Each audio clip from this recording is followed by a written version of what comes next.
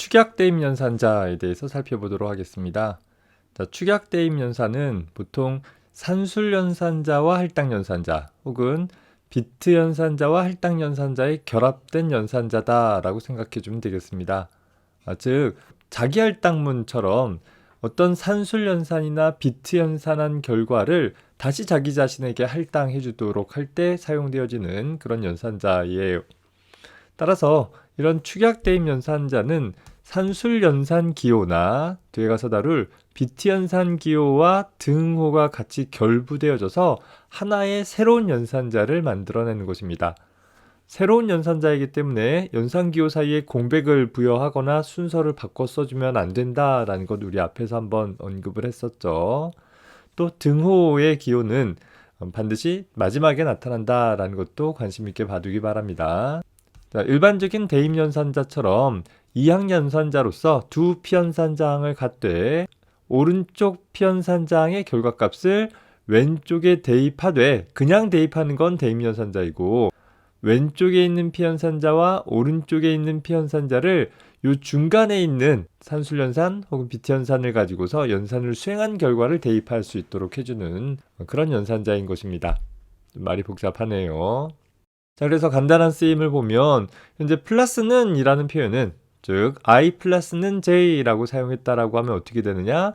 현재 i라는 변수의 값에다가 j라는 변수의 값을 더한 다음에 그 결과를 다시 i에다 집어넣어라 라는 표현이 되는 거예요. 따라서 이 축약대입 연산자들의 왼쪽 피연산자 항들은 모두 다 L밸류가 되어야 할 것이고 오른쪽 피연산자 항은 일반적인 값을 갖는 그런 표현식이면 되는 것입니다. 기본적인 사칙 연산과 나머지 연산을 모두 다 축약대입 연산으로 사용할 수 있다라는 것이고 이 아래쪽에 나와 있는 것처럼 이게 다소 뭔가 장황해 보일 수 있는 자기할당문의 경우 좀 더 간단 명료하게 어떤 연산을 수행을 하면 되는지를 나타내 줄 수 있다라는 측면에서 자주 사용이 되어지기도 합니다. 자, 그 다음에 사이즈오브라는 연산자를 살펴봅시다. 자, 사이즈오브라는 연산자는 좀 특이하게도 연산 기호가 아니라 하나의 문자열처럼 작성되어져 있어요. 자, 사용 예를 보면 현재 사이즈오브 연산자는 피연산자 항으로 어떤 하나의 데이터 자료형을 써주거나 혹은 하나의 표현식을 써줄 수 있습니다. 자, 다만 주의할 것은 자료형을 사용을 할 때는 반드시 그 자료형을 괄호로 감싸주어야 한다라는 점을 좀 기억해 두기 바래요. 일반적인 변수와 같은 표현식은 괄호로 싸도 그만 안 싸도 그만 큰 차이는 없습니다. 그러면 이것저것 좀 헷갈린다라고 하면 사이즈오브 다음에는 그냥 다 괄호를 쓰는 것도 한 방법이겠죠. 자, 다만 어떤 키워드 있고 다음에 괄호 나온다라고 해서 이 사이즈오브가 함수인가 라고 생각해 보면 함수는 아니다라는 점이 좀 차이가 있어요. 만약에 사이즈오브가 함수라고 한다라고 하면 사이즈오브라는 이름을 사용을 하기 위해서는 반드시 직간접적으로 사이즈오브라는 함수의 선언을 기술을 해줘야지만 가능하겠죠. 하지만 C 언어의 사이즈오브는 함수 이름이 아니라 연산자이기 때문에 어떠한 구문도 포함하지 않더라도 우리가 더하기 빼기 같은 연산자 사용했을 때와 마찬가지로 단독적으로 사이즈오브 연산자를 사용을 할 수 있게 되는 것입니다. 그래서 이 사이즈오브 연산자는 피연산자로 기술한 자료형이나 혹은 피연산자로 기술한 어떤 표현식을 저장하기 위해서 필요한 메모리 바이트 수를 하나의 정수값으로 결과값을 내주게 되어집니다. 우리 환경에서 size of int라고 한다면 4라는 값을 얻는 것이요. 역시 x라는 변수가 정수형 변수이다 라고 하면 size of x라고 했을 때 4라는 크기를 얻을 수 있다라는 것이죠. 따라서 프로그램이 수행되어지면서 어떤 자료형이나 혹은 어떤 표현식의 결과값을 저장을 하기 위해서 메모리를 얼마나 필요로 하는가라는 것을 가시적으로 확인해 보고자 한다라고 했을 때 사이즈오브 연산자를 사용을 해볼 수 있다라는 것입니다. 사이즈오브 연산자를 이용해서 우리가 주로 사용하게 될 int, 더블, 그리고 캐릭터라는 자료형에 대해 할당되어질 메모리 바이트 수를 확인을 해봤습니다. 때에 따라서 프로그램 내부에서 이런 각 데이터의 크기가 필요하게 되었을 때 단순한 정수 리터럴을 이용해서 표현하기보다는 이렇게 사이즈오브라는 연산자를 이용을 하게 되어지면 혹 추후 자료형의 크기가 바뀌어진다 하더라도 소스 코드를 수정할 필요가 없는 그런 이점을 갖게 되어질 것입니다. 자, 다음으로는 비트 연산자에 대해서 좀 살펴보도록 하겠습니다.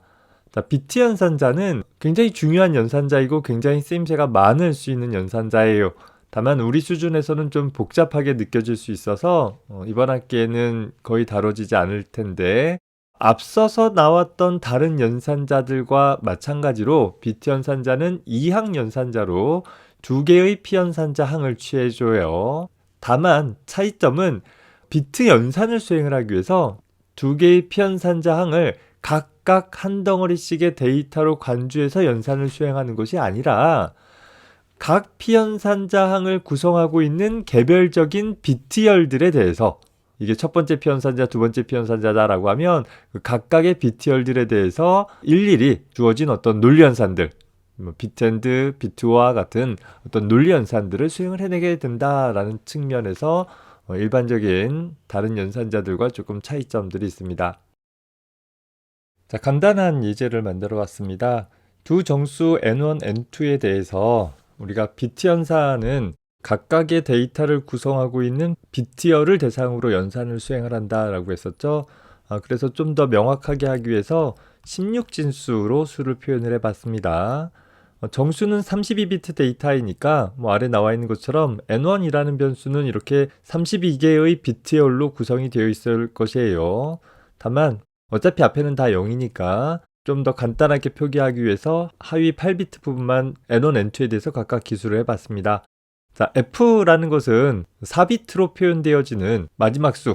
우리가 숫자를 따질 때 보면 2의 0승, 1승, 2승, 3승의 값을 다 더해주게 되면 하나의 2진수를 하나의 10진수로 바꿔낼 수 있어요. 1111이라고 하면 10진수 15에 해당하는 것이고 10진수 15에 해당하는 것이 16진수로는 f에 해당하게 되어지기 때문에 첫 번째 값은 f로 표현이 될 것이에요. 반면에 여기는 2의 0승과 2의 1승은 없고 2의 2승만 있으니까 2의 1승 더하기 2의 2승 하면 5가 되겠죠. 다시 말해서 0xf5라고 쓰게 되면 다음과 같은 비트열로 표현이 될 수 있는 것입니다. 같은 관점에서 a0다 라고 하면 이렇게 표현되어지겠죠. 자, 이때 두 정수 n1, n2에 대해서 비트 연산을 각각 수행을 해본 것입니다. 비트엔드, 비트오와 비트 익스클루시브와 라고 표현되어지는 세 가지의 연산이 있는데, 비트 연산자는 하나의 피연산장을 구성하고 있는 개별적인 비트에 대해서 처리되어진다라는 것이죠. 자, 보면 n1과 n2를 보았을 때 비트엔드 연산은 둘 다 1인 부분만 1의 결과를 갖고 둘 중에 하나라도 0이 있는 부분은 0으로 처리가 되어진다라는 거예요. 그래서 보면 1, 1이니까 제일 첫 번째가 1, 1, 0이니까 두 번째는 0, 이런 식으로 따져보면 되겠습니다. 그래서 결과적으로 보면 n1과 n2를 비트엔드 연산을 수행을 해주면 앞에 4비트는 1010이라는 값이, 하위 4비트는 0000이라는 값이 나타나서 A0의 결과를 갖는 것으로 볼 수 있어요. 자, 반면에 비트화라는 연산은 둘 중에 하나라도 1이 있으면 그러면 결과가 1이 되어지는, 다시 말해서 둘 다 0일 때만 0의 결과를 갖는 방법이죠. 여기 보면 여기와 여기만 둘 다 0을 갖고 있기 때문에 역시 비트화 연산을 수행을 해주게 되면 여기 상위 4비트는 1111이 나올 것이고 하위 4비트는 0101이 나타나게 되어져서 F5라는 결과로 표현될 수 있습니다. 비트 익스클루시브 오화라는 것은 오화 연산이랑 좀 비슷한데 베타적 오화다라고 해서 같지 않을 때만 처리하는데 이름과 다르게 우리가 쉽게 생각하는 것은 그냥 홀수 함수처럼 동작한다 생각하면 돼요. 즉, 두 피연산자항에서 1의 개수가 홀수에 있을 때만 결과가 1이 나오는 그런 연산인 거예요. 11은 짝수에 있으니까 0, 10은 홀수에 있으니까 1, 이렇게 찾아볼 수 있는 부분이겠죠. 자, 반면에 tilt라는 물결 표시는 단항 연산자로서 not 연산을 수행을 하고 있어요.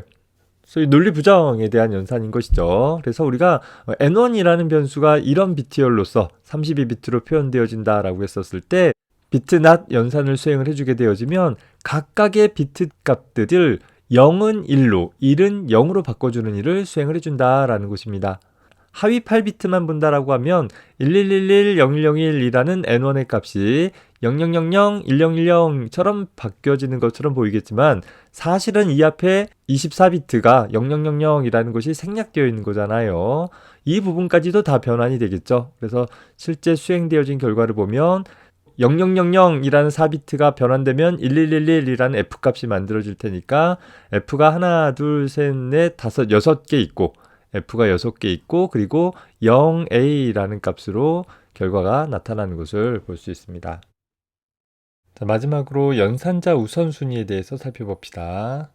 자, 모든 연산자는 하나의 표현식에 여러 연산자가 나열되어져서 사용되어지게 되어지면 먼저 처리되어질 연산자가 어떤 것인지를 지정하는 것이 연산자 우선순위입니다. 물론 어떤 하나의 표현식 내에 이 둥근 괄호를 이용해서 감싼 부분들이 있다면 그 부분이 가장 최우선적으로 처리가 되어질 것이에요.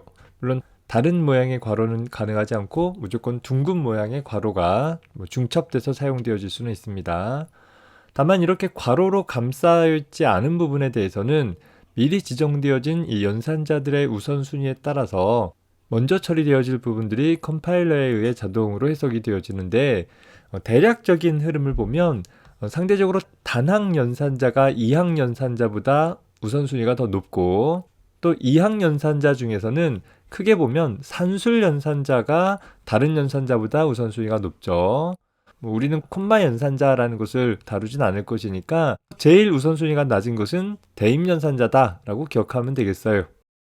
그리고 이제 중간에 보면 비트 연산자나 관계 연산자, 논리 연산자, 조건 연산자 이런 것들이 있는데 우리가 아직 논리 연산자, 조건 연산자는 이번에 다루지는 않았어요. 대략적인 흐름을 보면 우리는 산술 연산의 관계들을 조합해서 대입해준다라는 형태로 기억을 해주면 될 것입니다. 조금 뭔가 모호할 것 같으면 괄호로 감싸주면 되겠지만 연산자의 우선순위를 알고 있다라고 한다면 그 괄호를 사용해야 할 필요를 좀 더 줄일 수 있어서 상대적으로 좀 보기 좋은 구문으로 작성해 나갈 수도 있을 것입니다. 뒤에 가서 우리가 관계연산자, 논리연산자 다루고 나서 이 표는 한번 다시 살펴보도록 합시다.